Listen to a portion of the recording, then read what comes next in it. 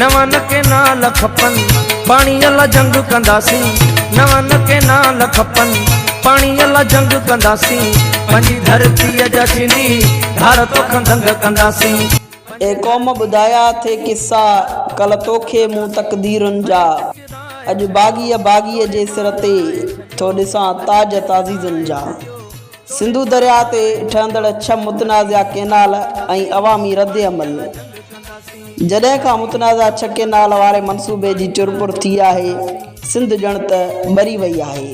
जिते वफ़ाक़ी तौर सिंध हुकूमत 6 मुतनाज़ा केनालनि जी मंज़ूरी ॾेई सिंध जी मईशत ज़राअत ऐं डेल्टा खे केनालनि ऐं कारपोरेट फार्मिंग जे नाले ते नुक़सानु रसाइण जा मनसूबा ठाहिया आहिनि, सिंधी अवाम में बि कावड़ जी लहर छायल आहे ऐं सिंधी क़ौम पारां सख़्तु अवामी रद्द अमल साम्हूं आयो आहे।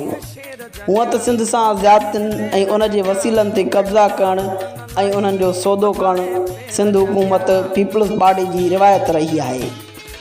सिंध खे जेकॾहिं को नुक़सानु रसियो आहे त उहो पीपल्स पार्टी ऐं ज़रदारी राज जे 17 सालनि वारे अरसे में ई सभ खां वधीक रसियो आहे। अचो तव्हांखे मालूमात फ़राहम कयूं त उहे कहिड़ा मुतनाज़ा 6 केनाल आहिनि जेकी हुकूमत कढणु चाहे थी ऐं कीअं सिंध जी आबाद ज़मीन खे बर्बादी ऐं तबाहीअ जे किनारे ते पहुचाइण ऐं चोलिस्तान जी गैराबाद ऐं बंजर ज़मीनुनि खे आबाद करण जा मनसूबा ठाहिया पिया वञनि। सिंध में मुतनाज़ा 6 केनालनि वारा मनसूबा जेकी ग्रीन पाकिस्तान इनिशिएटिव हेठि 2025 में शुरू कया विया तेज़ी सां मुखालफ़त जो शिकार थी रहिया आहिनि। उहे मनसूबा सिंध जे पाणी जे हक़नि ऐं माहौलियात ते इम्कानी असरनि सबबि तनक़ीद हेठि आहिनि। चोलिस्तान केनाल जेको पंजाब जे चोलिस्तान रेगिस्तान में 176 किलोमीटर डिघी नहर जेका बंजर ज़मीन आबाद करण लाइ ठाही पई वञे उन जी गुंजाइश 4120 क्यूसिक आहे।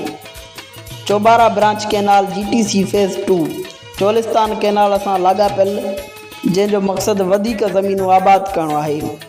थर केनाल सिंध जे थर रेगिस्तान में पाणी जी फ़राहमी लाइ तजवीज़ कयल मनसूबो।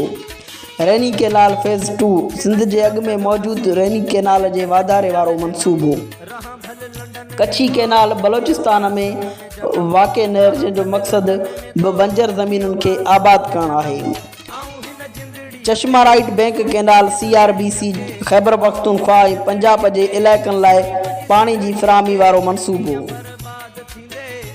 पर शाइर जे चवाणी त जंहिं वक़्तु ही जोगी जाॻिया हिन भूए सॼीअ जा भाॻिया पोइ सूर न रहंदा साॻिया।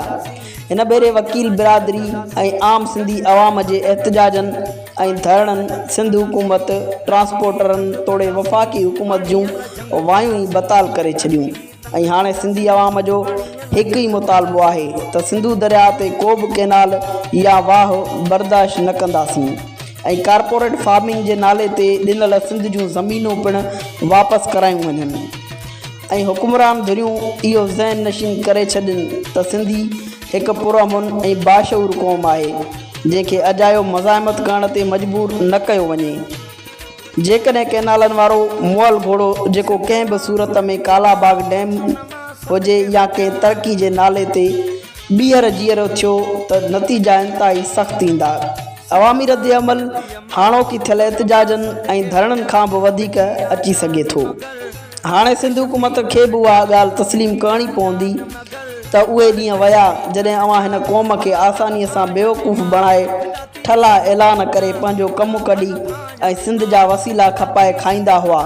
हाणे हिन क़ौम धरणनि मज़ाहिमतुनि ऐं एहतजाजनि जो फ़न सिखी वरितो आहे ऐं हाणे क़ौम अव्हां जे ॾटनि फीणनि में अचण वारी नाहे ऐं न ई अव्हां खे वधीक पंहिंजा वसीला खपाए खाइण ॾींदी। तॾहिं त शेख याद हिन क़ौम लाइ लिखियो आहे त ही माण्हू वेह जो डुक थिया जीअं लुक लॻी तीअं रुक थिया अॼु आज़ादीअ जे नारे सां सभु दर्द वया दिलगीरनि जा। धरती ही तंग कंदासी पाणी अला जंग कंदासी धरती ही तंग कंदासी पाणी अला जंग कंदासी।